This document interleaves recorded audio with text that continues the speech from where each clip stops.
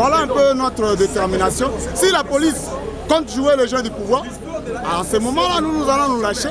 Et la mort pour nous ne représente rien parce que les héros, on les pleure pas, on les chante. Nous serons le bienheureux si Dieu veut nous appeler demain par rapport à ça. Nous irons calmement. Alors, les 5 c'est déjà demain. C'est déjà demain. Mais les 19 en même temps, vous avez projeté sur mars, sur les 19. Alors, est-ce que dans un système, il y a avant la police, on dirait que si j'ai à côté de la majorité. Il y a d'autres samoublés côté, mais à tous ça débat ordre, il y a pas au diriger, la constitution est ici police ou en armée. Ordre est mal donné à tous ça. La police et l'armée sont républicaines. La population, non pas un groupe d'individus. C'est là où les choses semblent un peu choquer un petit peu. J'en appelle à la conscience. Militaires, policiers, lobby, bazala, vraiment républicain. Biso toko marché, toko bouquet le côté, toye koyo ka message en foumou, Tshisekedi wa Mulumba le président. Rien que, yango anakak.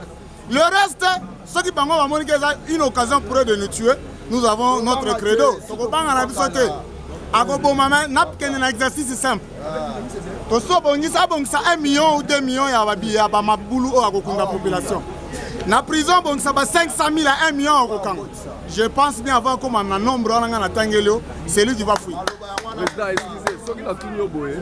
Tout le monde qui après signature et accord, tout le monde qui quelques parties, il y a majorité baké pour ça pour manifester gens là bas devant parler à Oya.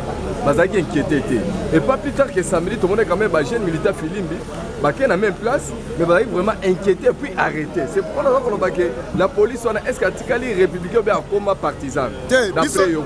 Non, je pense. Présomption d'innocence, les sous to bambi bango malgré tout ce monde ba faute basale. Ah ouais, présomption d'innocence, lobby to rotala. To sengi bango, les 19 togoya, nous avons que mundu qui mongo to tika ilango manifester dénoncer. So ba moni mundu kango, eza ko gêner bango à ce moment-là, ba bomba biso tout. Et puis à ce moment ba otika la lambo. Mais nous savons que à chaque fois le peuple a quel maca.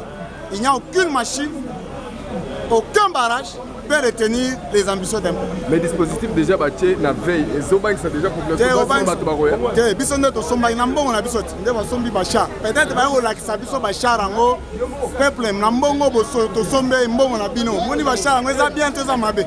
Nous allons voir les choses na contexte.